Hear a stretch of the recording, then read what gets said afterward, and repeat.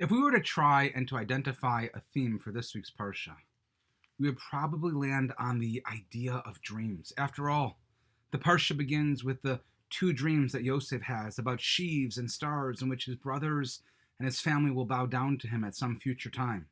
At the end of our Parsha, we see the dreams of the butler and the baker and Yosef's interpretation of them. But our Parsha also focuses not only on literal dreams, but also non-literal dreams, aspirational feelings, hopes, if you will, for the future.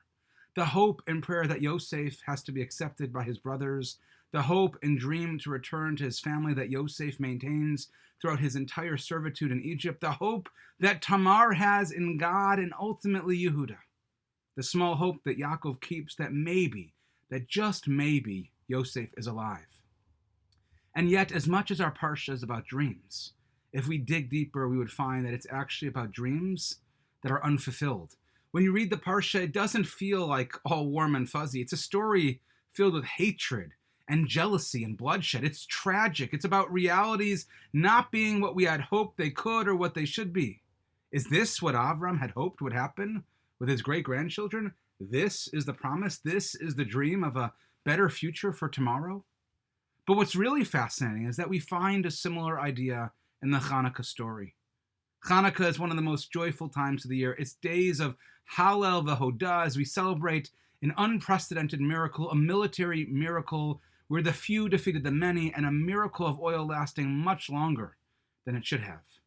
And yet what happens after the story of Hanukkah?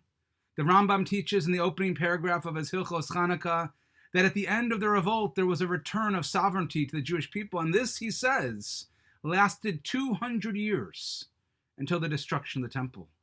And yet, when you study this time period, it is greatly disturbing.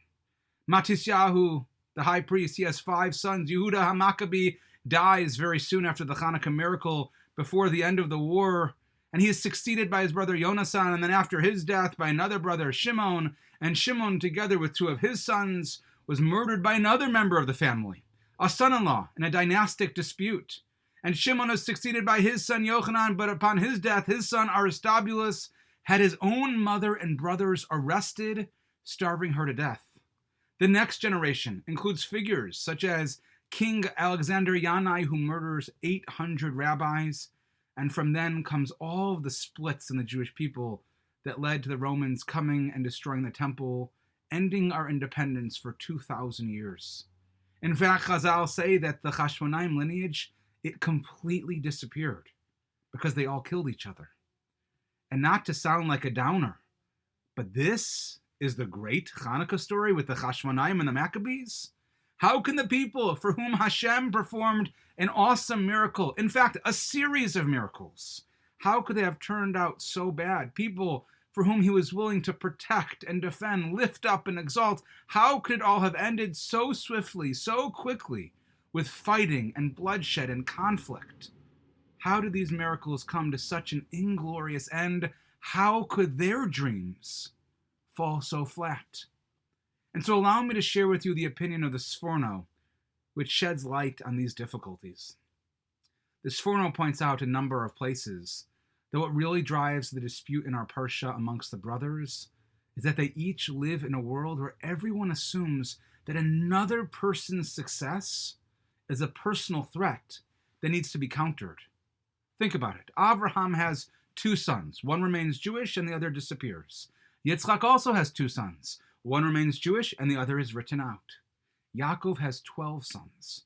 And our Parsha tells us very clearly how much he favored Yosef. And so the brothers assume that if Yosef gains, then we all lose. If he becomes the heir, the leader, the chosen one, then we will be like Yishmael. We'll be like Esav. In other words, they saw the world as being a zero-sum game. That if you have success, then that means that I cannot. And so they make sure that this will never happen. They tragically misunderstood that it didn't have to be this way. That in fact, they all could and they all would be Jewish and remain part of the people, and that they would be leaders in their own right. You see, they looked at the world like the squabbling Hashmonaim, and indeed, far too many Jewish leaders, religious and secular, do as well today, and they saw not opportunities, but they saw threats. They decided that leadership was less important than winning. You see, what defines too much of Jewish life today, and this is true especially of the inner religious wars and the religious versus the secular, the politics that exist in Israel and in our own country, is the idea that we are only safe if we vanquish our opponents, that we cannot both be successful.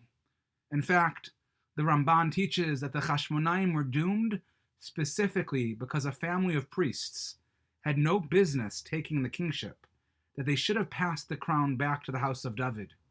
You see, it was a greedy dynasty, and it was doomed because they didn't see partners. They only saw threats. And as we live in a world more divided now than ever before, our Parsha comes to teach us and show us the right way to view Torah debates, on how to see questions in halacha and Jewish life, of how to deal with communal issues.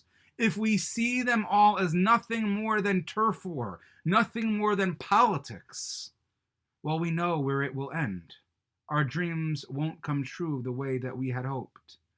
And what's truly amazing, if you think about it, is that nobody could have ever imagined that the end result of this week's Parsha would one day be Yosef and his brothers embracing and living together in peace and understanding, and that they were all much richer when they all prospered. Friends, let us learn from our Parsha, and let us look at the Jewish and religious world that we live in and dare to dream that the same thing could happen for all of us, that our dreams can truly one day become reality. Shabbat Shalom and Chanukah Sameach.